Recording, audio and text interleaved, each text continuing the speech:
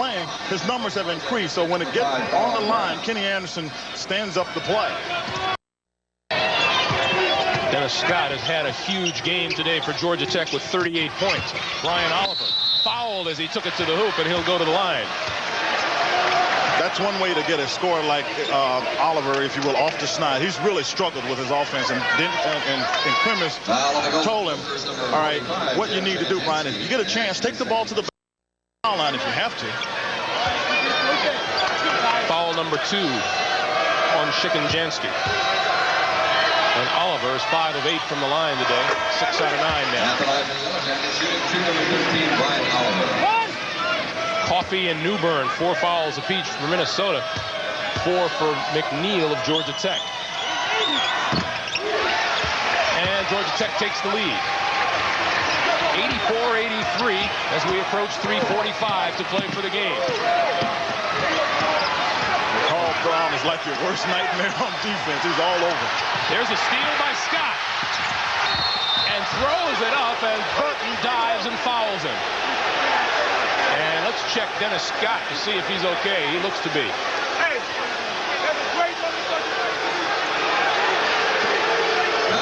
And Brian Oliver telling him, great steal. This is the pressure on the ball. Carl Brown made this happen with his pressure on the ball. Dennis Scott recognizing that pressure, comes out, makes the steal, and Willie Burton, in his effort to try to get the ball back, knocked Dennis Scott down. Scott hit the pillar, but he's up. He's going to shoot his foul shot, but it was a good defensive effort by Carl Brown. And a pretty good move for a guy who goes 6'8", 230 pounds. Dennis Scott. You know, he really doesn't look that big. He's thick, so he doesn't look that big, but he's very, very agile. But I tell you what, he's got big-time range. I mean, he's got it from downtown behind the three-point line. That's a 40-point game for Dennis Scott. And Tech's lead is 3 as we approach 3.5 minutes. And the foul out front goes against Carl Brown. That's 3 on Brown. Yeah, but more importantly, they're not in the penalty. So, yeah, it's a foul, but they haven't given it up yet. And I think that's the good part about it for Bobby Crimmins. 5 team fouls on Georgia Tech. Minnesota has not made a free throw this half. They've only shot 2. Newbern lost the ball. Possession arrow favors the Gophers. Carl Brown is causing Minnesota to just lose themselves offensively. He's working hard. That time he was in good defensive position. Official made no call, which was the right call, and they almost got a turnover.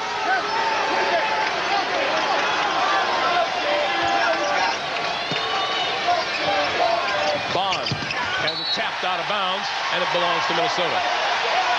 And now it's ruled the other way, and Clem Haskins is going to go nuts. Well, the two officials get together like they need to do. They get together and get the right call.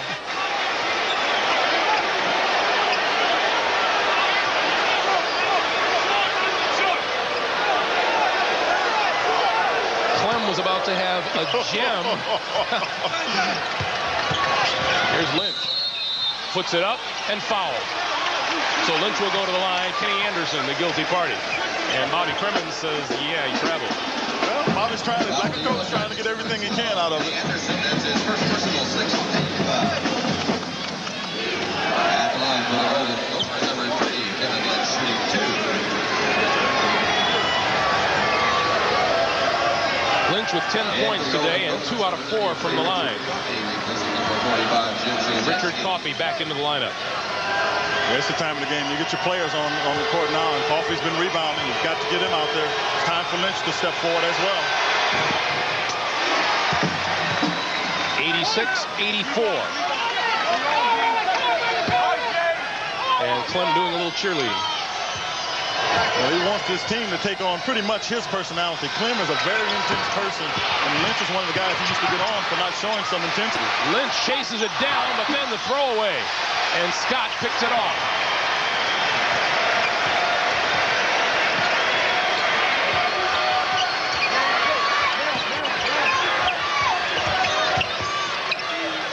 Anderson looking for Scott down low.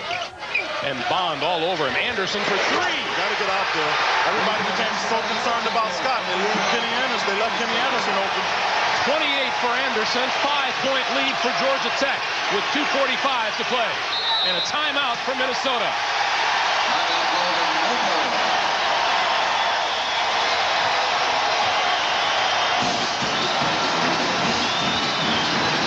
Colorado will be the happening place next weekend, the site of the Final Four, and we'll have it for you.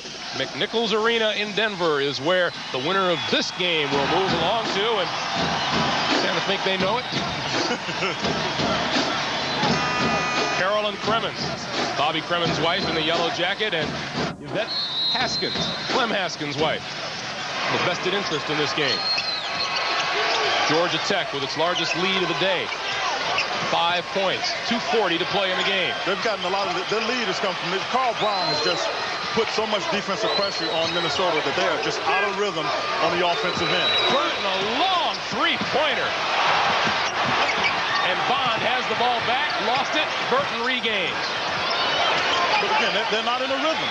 Burton again, and he nails this one. I mean, he makes this, but if he doesn't, Clem Haskins is just going to get to him because they're just taking the ball, catching it, and shooting. 32 for Burton, and Minnesota's within 2 as we approach 2 minutes to play. Anderson to the baseline. Around and out. Burton has the rebound.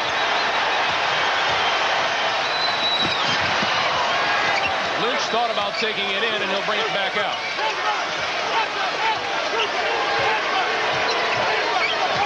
They'll try to swing the ball. They'll get it in the hands of Willie Burton as much as they can, but Melvin Newburton is known to go one-on-one in tight situations. Burton looking for his shot. Lynch to the other side, off the glass, no. Rebound down to Brian Oliver. It's not desperation time here for Minnesota. All they have to do is stay here and play good defense. They don't need to foul. 2-point game as we approach a minute 20. Yeah, this is the thing to do. Georgia Tech is going to hold it out. They've got people like Kenny Anderson that can go one-on-one, as well as the man with the ball, Dennis Scott. Still plenty of time left, 15 seconds on the shot clock. And 1 minute exactly. Oliver down the lane. That is an offensive foul on Brian Oliver. The Tech bench wants the basket to count. It will not. Will not count. Disallow the basket. To get the ball as far out as Brian Oliver did, you've got to know somebody's going to come over and step in, take the charge. That time it was Richard Coffey. Oliver should have pulled up and just taken a little shot. He had even enough time to just bring it back out and start the offense again. Tech with a 2-point lead. Minnesota calls timeout. 54 seconds to play. We'll be back. Remain in regulation time. Georgia Tech leading Minnesota 89-87. You see the timeout situation. Both teams in the bonus. And should the ball be tied up, possession arrow favors Georgia Tech. Last couple of times down court, Minnesota has not shown very much patience on offense. Well, they really haven't. Bobby Primer's team has done a good job being aggressive, but what Minnesota has to do is, even with that aggression, if you have to back cut somebody, do that, but don't come down and take quick shots because it may lead to a fast break going the other way. Now here, you want to get the ball in the hands of Willie Burton. He's their leading scorer. You don't want to waste your time trying to get it to anybody else. You saw how dominant the trio of Scott Anderson and Oliver have been. Only Carl Brown with 2 points and Johnny McNeil with 2 points have done any other scoring outside of that threesome for Georgia Tech. And there's a timeout called as Minnesota has problems inbounding the ball. Golden Gophers.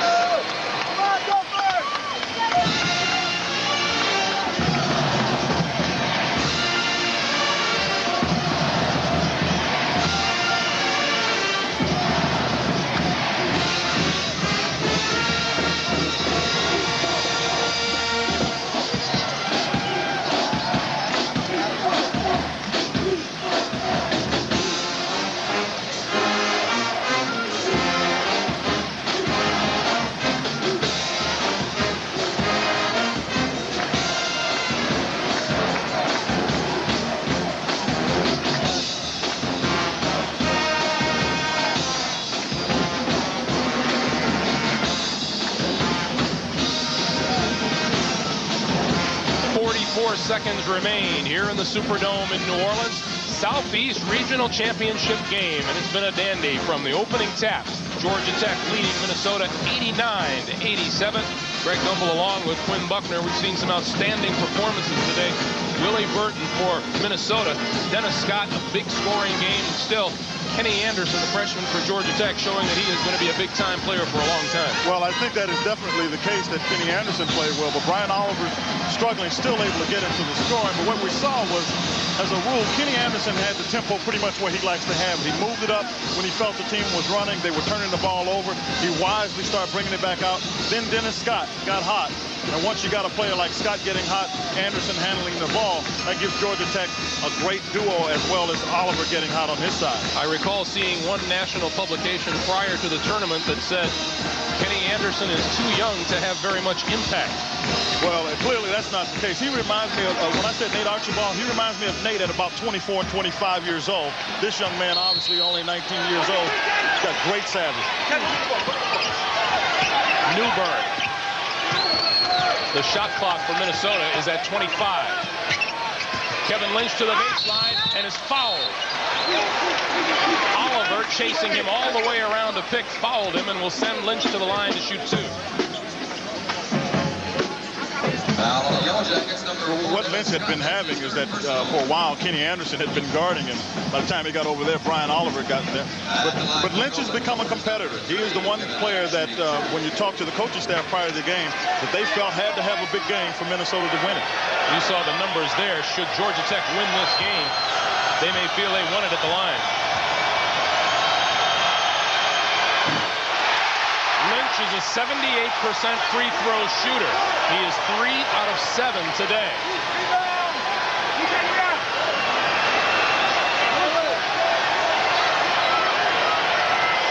This is the one you practice. You practice this all day when you're a kid. You want to be able to shoot this one. Because if you miss it, you play good, solid defense. But with Kenny Anderson on the other side, you've got a ball handler that will make you fouling and has been known to make some tough shots. And to that end, defensively, Connell Lewis has replaced Walter Bond on the floor for Minnesota.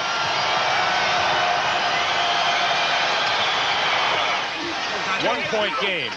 And full court pressure from the Gophers. You deny Kenny Anderson the ball. And the foul is on Lynch. Look for the charging foul from Oliver, and instead draws the blocking foul. Foul on the Golden Gophers, number 3, Kevin Lynch. That's his fourth. Let's take another look.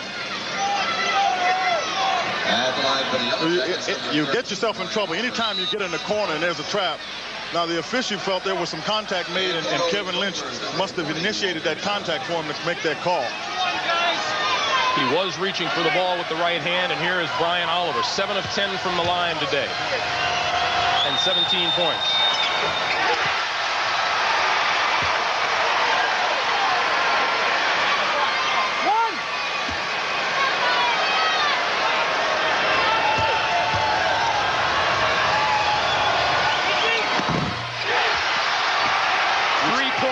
For Georgia Tech, half a minute to play. You expect your seniors to come through right there. Brian Oliver didn't even flinch. He's knocking that one down. Newburn off the glass. No. Here's Anderson. Fouled in the backcourt.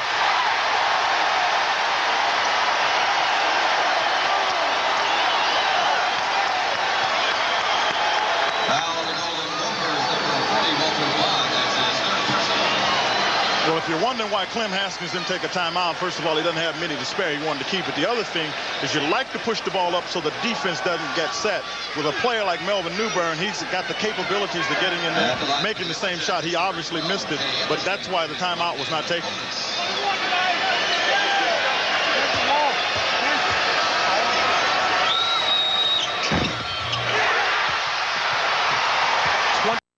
Anderson, 8 out of 9 from the free throw line.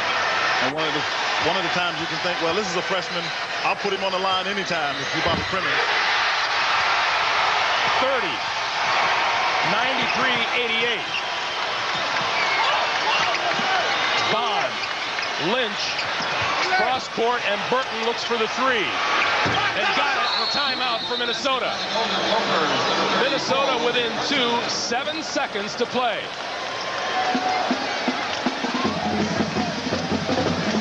Timeout. Haskins to Denver.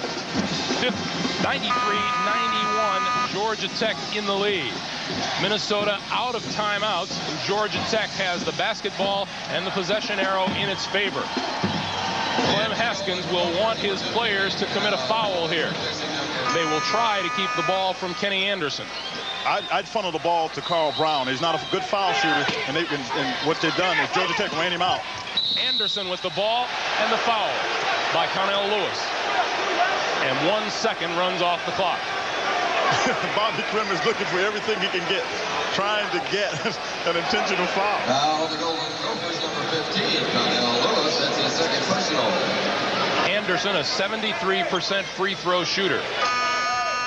Well, obviously Brown is the person to foul, but Kenny Anderson is so quick, it's difficult to keep him from the ball. And what I would have probably liked to see him done is try to force the ball away from Anderson or just force it to Brown. They ran Brown out, so Anderson was left.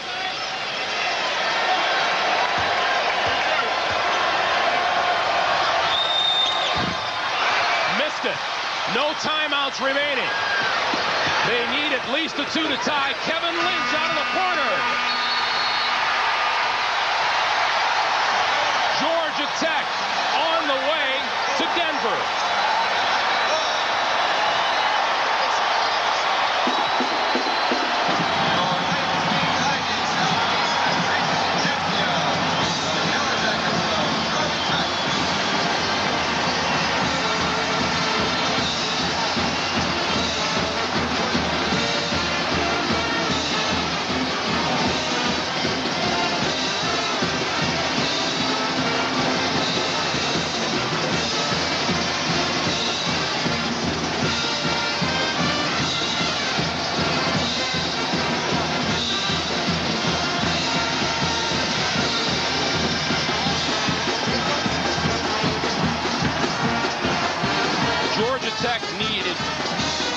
Defense here. Kevin Lynch skirting the defense. A three-pointer would win it here. Well, the three-pointer would win it, but what he did is he got caught going in that corner. McNeil just made it too difficult for the shot to happen as well as Lynch would like it to. Bobby Crimmins. He looks like he's a little bit numb about it. You know, it's like, Yep. Now on the other side, his wife is much more emotional. We're going to Denver. Going to Denver.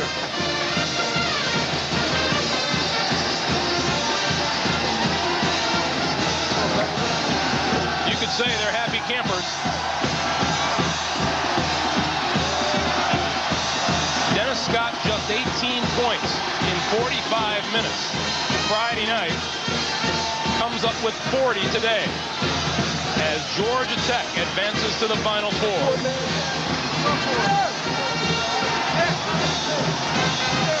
Once again, the final score, Georgia Tech 93, Minnesota 91.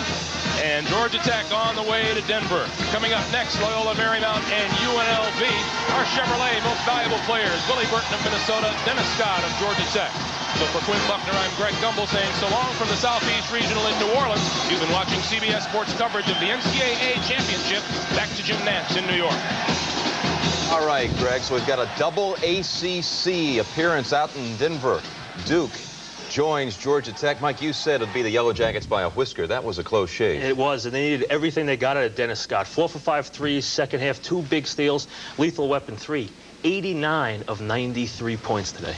All right, Mike, we're about 20 minutes away from tip-off in the West Final out in Oakland. We'll be coming back and talking with coaches Nolan Richardson of Arkansas and Coach Mike Krzyzewski from Duke. They're on to Denver after yesterday's victories. We'll also be going back to New Orleans for some post-game comments after this word from your local station.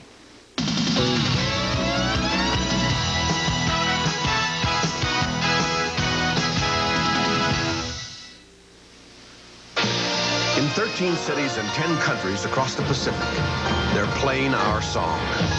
United Airlines, rededicated to giving you the service you deserve, halfway around the world. Come fly the friendly skies.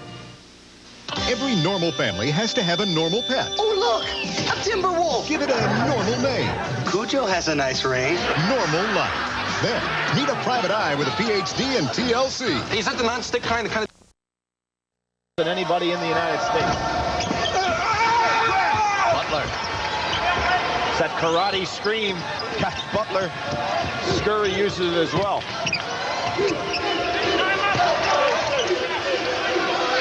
Spreading things out, using the clock. The object is to win the game. So Tark taking a page out of the Al McGuire philosophy. Forget about being pretty at this point. Just win the game and go home.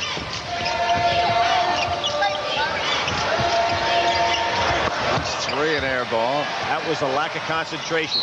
He traveled. And he may be coming out. Jerry wants them to remember how they played this game to get the lead, not how they're playing it the last few minutes. Question about Big Larry Johnson, Billy.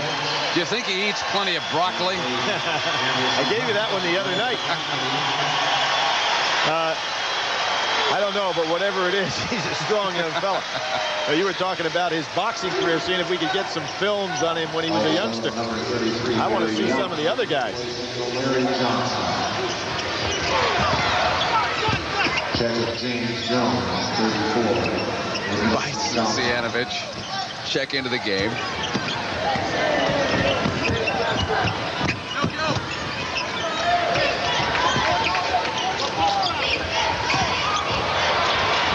Stolen by Knight.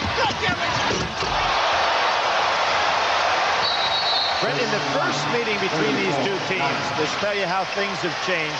Knight did not score, did not have anything statistically on the board. I think he's going to be a fine young player. Showed some real talent there with a roundhouse dunk. Got to put some weight on. Walker, Kimball. Good steal by Tony Walker. Now he's at 35, the nation's scoring leader. Have to go back to Frank Selby and Darrell Floyd at Furman. The last guys back-to-back from the same school to win a national scoring championship. So next Saturday, 5 Eastern time. And then the Final Four. First game, Arkansas against Duke. Followed by Georgia Tech against, in all likelihood, UNLV. The Final Four next weekend will be coming your way from McNichols Arena in Denver, Colorado. We look forward to that, and we hope you'll join us. We'll be right back here. It's Wednesday morning in Ford County. Hey, Dad, is it really true that full-size Chevy pickups have more two-sided galvanized steel than Ford? That's right, son. The electrolytic deposition of zinc on steel protects it from chemical oxidation. But I mean... Up at the other line, that's why they had pulled them off. And he is replaced by 21, Jeff Fry. Travis Bice going to go to the line. 13, Travis Bice will shoot the 2 free throws on the technical. You know, Brent, as a little trivia, I talked about Darrell Floyd and Frank Selby of Furman being the last guys before Hank Gathers and Bo Kimball won national scoring titles. It's interesting looking back. There are only 3 schools in the United States that have had 2 men lead the nation in scoring. The other school besides Furman and now Loyola Marymount was South Carolina with Grady Wallace and Zam Frederick in the history of the game. Boy, I give Fry a lot of credit. Look at the pressure they're putting here. Even though they're down and out, they're not quitting at all. That was Jones. The only starter on the floor for UNLV is Butler right now. Kimball gets it back. Boy, he's got some shot. He is not only a shooter, he's a scorer. He can do both. Not many can. 37 points for both. Tapped in by Knight. We'll give you some point totals for some of those starters who are off the floor for UNLV. Ogman with 33 and 11 rebounds. Hunt with 27 and 13 assists. Johnson with 20 points and 18 rebounds. Anthony with 19 points and 8 assists. So UNLV came up huge here in this regional final. Their finest performance of the NCAA tournament. Jeff Fryer nails down a 3, and it's 21 points for Fryer. And Brad, you know what's so interesting? Ball State, and the way the tournament was going, actually could have beaten that club at the buzzer. Go back to that last play of the game. They didn't get off a good shot. They were down by 2. Remember, McCurdy came out so high on the wing, but the way this tournament's been going, with so many games, 23 now decided by 3 points or less. This game obviously not typical. Jacket Hampton does not return. Well, Paul Westhead lived all season by the blowout, and he's going to die by it here this afternoon, apparently. But he's done a great job. And all the Loyola Marymount fans, and I think basketball fans everywhere, have just got to be so proud of what the Lions have accomplished here when you consider all the pressure that they have been under ever since March 4th. Well, they went almost 10 days without playing any basketball games at all, which is a long layoff to go into a tournament like this. Anthony coming back for the layup. Inside of 3 minutes to go. 1:25 now. The total for UNLV. They break out a 3-on-1. Tark want to finish up strong. He's got his original starting lineup back in the game. Wants them to get that intensity level back and take it on to Denver. Well, tonight on CBS, it'll be 60 Minutes. Mike Wallace will take a look at a spy for the KGB who received $1 million. That's going to be followed by Murder, She Wrote and the CBS miniseries Common Ground. All that coming up tonight on CBS. And as the fans can see, something Jerry Tarkanian instituted for this game, put his shooter on the line, took everybody back on defense so they could conserve energy and not have to be involved in an up and down battle. A master stroke here. But Jerry got to the college level by coaching in the junior college ranks, as everybody knows. And think of his record in those 7 years. 212 wins, 26 losses. 3 more for Kimball. That's 40 points for Bo Kimball. Oh, that's his 8th 40-point game of the year.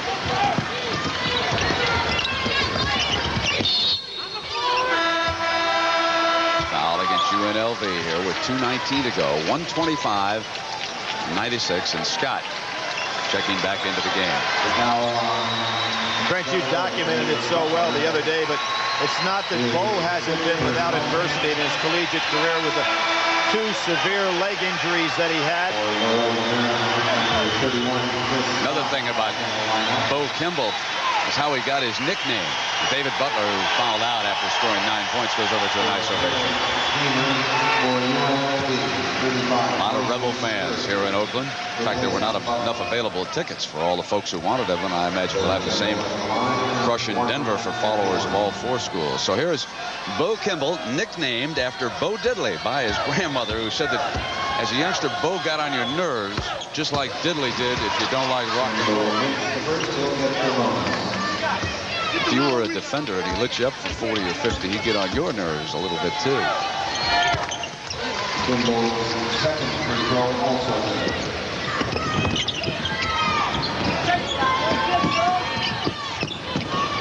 Tark almost in a practice environment here, wanting his club really sharp to head to Denver. That's why he put these fellas back in as a starting unit.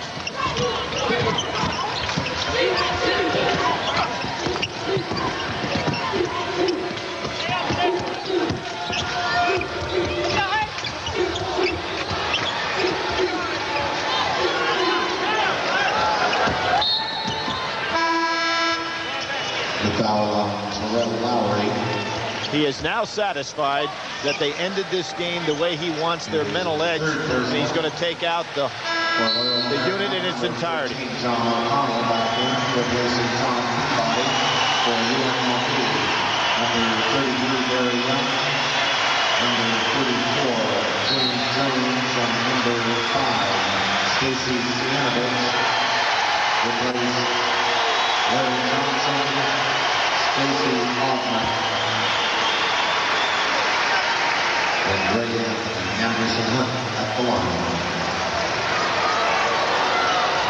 When we talked about the Duke matchup, what do you think, Georgia Tech?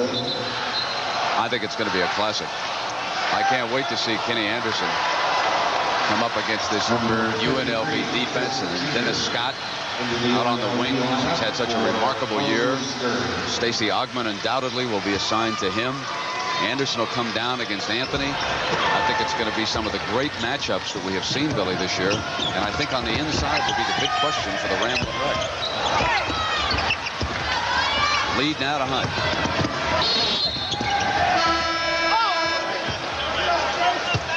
Well, as we saw, starting off with 64 teams, only one #1 seed is going to work their way to Denver. And that's UNLV. But let's think about it, folks. Think about all the upsets that we've had and all the great moments in this tournament. But then look how the cream always comes to the top at the end. Of those teams that were ranked in the 16 seeds, no one outside that 16 has been invited to the big party. There's 3s and 4s, yes. And Vegas has won 1, and his son is delighted.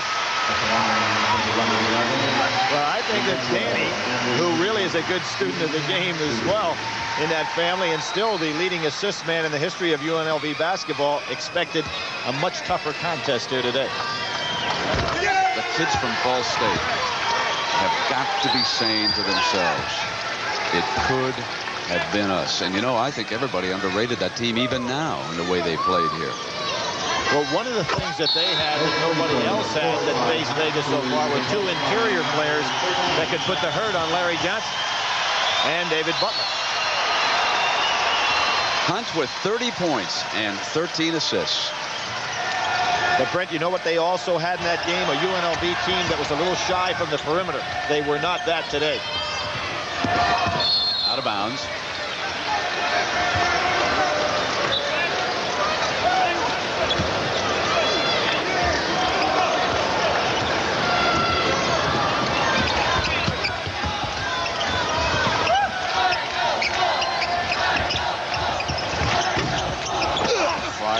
Continuing to fire away. Loose ball on the floor. You think the game was tied the way those bodies are flying out there with a minute to go, 128-98. I guess that's as indicative as anything that we've seen of the spirit that all 64 schools brought into this NCAA tournament. And you know, there's one big point to make about Bo Kimball as he leaves his final college game and this team.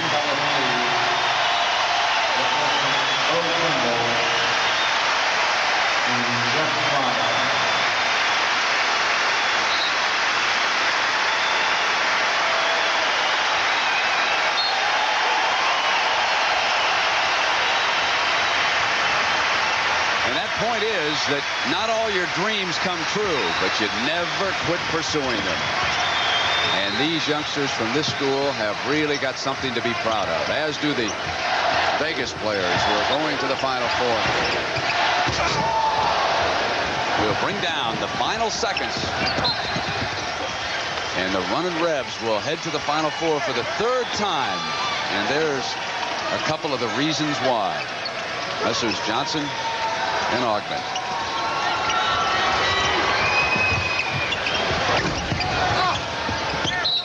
Out of bounds. It'll be UNLV's ball with 37 seconds to go. And it's hello, Denver. Well, Brent, many people felt when this season started that UNLV would be the best team in America. I think right now going into the Final Four, they would have to be, if you were going to reseed the Final Four, probably the #1 seed. I didn't think that they played particularly well in the first 3 games in this tournament, not up to their par, but today was as fine a display as they've had on both ends of the floor in a long time. Well, let's just enjoy the work now of our director, Larry Cavallina, and our fine producer, Bob Dekas, as this one closes out now in Oakland, California. UNLV going to the Final Four. Jones' second free throw also good. You know, another interesting thing is to watch how kids celebrate when the game ends, because if there's not a big celebration, it sometimes means that we think there are bigger things ahead. Foul on number 14, John O'Connell, his second personal.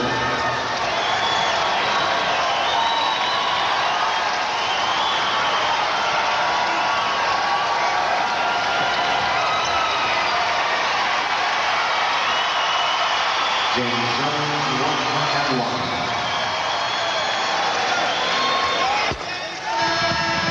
next to first, he'll get the bonus as number 23, Jeff Roscoe. And the Loyola Marymount line for Chris Scott.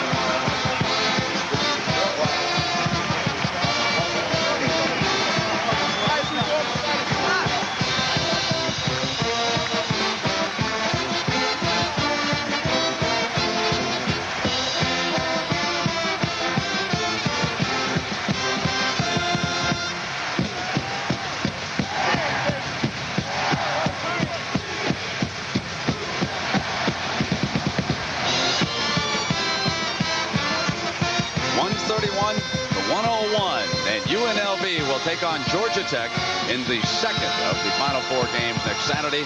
Duke and Arkansas will start it off. Our Chevrolet players of the game, you could have selected anyone from UNLV, but we're going to go with Anderson Hunt. He broke out of that slump with 30 points and 13 assists. Bo Kimball, his final game, and what a job. 42 points. So the dream comes to an end. And UNLV now with a Rocky Mountain high heads to Denver in the Final Four. Jim Nance is coming up in just a moment.